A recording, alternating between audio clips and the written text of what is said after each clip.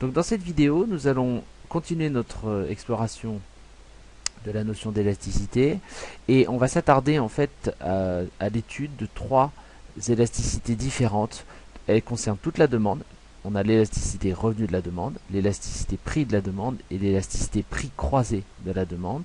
Et pourquoi on va étudier ces trois élasticités plus particulièrement? Parce que elles vont nous permettre, en réfléchissant sur leur valeur, sur la valeur de ces élasticités, elles vont nous permettre de dire des choses sur le comportement du consommateur et sur les biens qu'il consomme. On va pouvoir conclure un certain nombre de choses.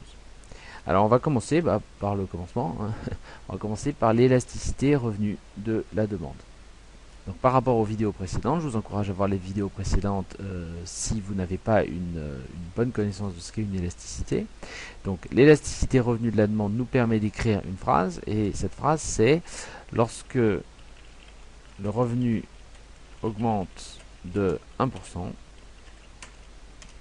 les quantités demandées varient de, et là vous mettez la valeur de l'élasticité que l'on connaît, qu'on va appeler petit e, e%. Donc c'est l'occasion maintenant de se poser des questions sur quelle peut être la valeur que prend l'élasticité et qu'est-ce qu'on peut en déduire par rapport aux différents types de biens que l'individu achète. Alors, donc quelle valeur peut prendre, quel type de valeur peut prendre cette élasticité revenu de la demande? Alors imaginons que l'élasticité revenu de la demande, qu'on va appeler petit e, si je le fais en couleur c'est mieux, voilà, petit e, imaginons qu'elle soit comprise entre 0 et 1. 0 et 1. Donc c'est plus 1. Mais là on peut mettre plus 0, mais c'est pas très joli. Donc si c'est compris entre 0 et 1, on relit la phrase: lorsque le revenu augmente de 1%, les quantités demandées varient de une valeur comprise entre 0 et 1%. Ça veut dire que les quantités demandées varient, elles augmentent, puisque c'est plus, c'est positif, mais elles augmentent un petit peu moins, en fait, moins que proportionnellement par rapport aux revenus. Donc, ces biens-là, on les appelle des biens normaux.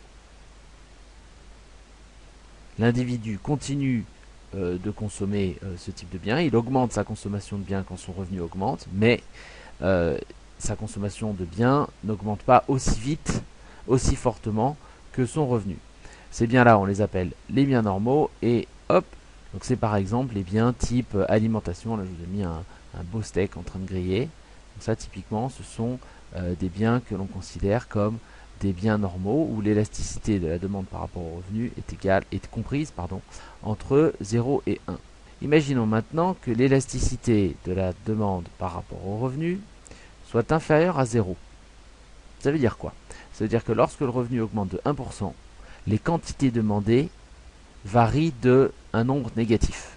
Ça veut dire que les quantités demandées baissent d'un certain montant. Imaginons par exemple, on va prendre un exemple, imaginons que l'élasticité soit égale à moins z.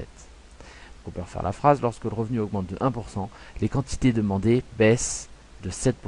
Ça veut dire que plus l'individu devient riche, et moins il va consommer ces biens-là. Plus l'individu devient riche, et plus il diminue sa consommation de ces biens-là. Et ces biens-là, on les appelle des biens inférieurs. Typiquement, c'est ce genre de biens-là, Nusti KO. Donc c'est tous les biens qui sont des biens premier prix, marque repère, bon plan, tous ces biens-là. Quand le consommateur devient un peu plus riche, il a tendance à substituer des vraies marques, des marques type Nutella, Coca-Cola, etc., plutôt que de consommer des ersatz en fait. Voilà, alors donc là on a fait l'élasticité comprise entre 0 et 1, élasticité inférieure à 0, élasticité de la demande par rapport au revenu, je vous rappelle, pas par rapport au prix, on verra ça après. Imaginons maintenant que l'élasticité de la demande par rapport au revenu, je l'aurais écrit comme ça on n'oublie pas où on est, soit supérieure à 1. Donc on repart sur notre phrase: lorsque le revenu augmente de 1%, les quantités demandées vont augmenter de plus de 1%.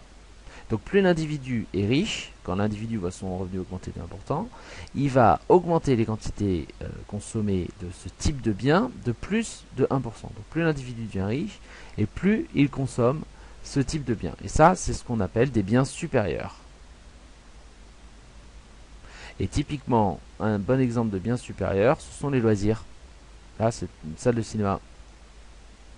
Une belle salle de cinéma, d'ailleurs, je crois sur internet, j'ai trouvé que c'était la plus belle, la salle de cinéma la plus confortable au monde. Bon, donc voilà. Ce type de biens, ce sont des biens supérieurs. Plus vous êtes riche et plus l'individu a tendance à consommer ce type de biens, alors que les biens inférieurs, eh bien, plus il est riche et plus il va diminuer sa consommation de biens. Les biens normaux étant le cas intermédiaire entre les deux. Ce qui est important de noter tout de suite, c'est que c'est pas le bien en lui-même qui est inférieur ou qui est supérieur. C'est la perception du bien par l'individu. C'est-à-dire que il y a des individus qui vont considérer que le steak est un bien inférieur ou que le steak est un bien supérieur. Ça va dépendre des goûts des individus, ça va dépendre du profil de l'individu. D'accord. Donc c'est pas le steak en lui-même qui est un bien normal, c'est pas les marques repères, les marques de substitution qui sont en elles-mêmes des biens inférieurs, c'est comment les individus les perçoivent. C'est ça qui en fait des biens inférieurs.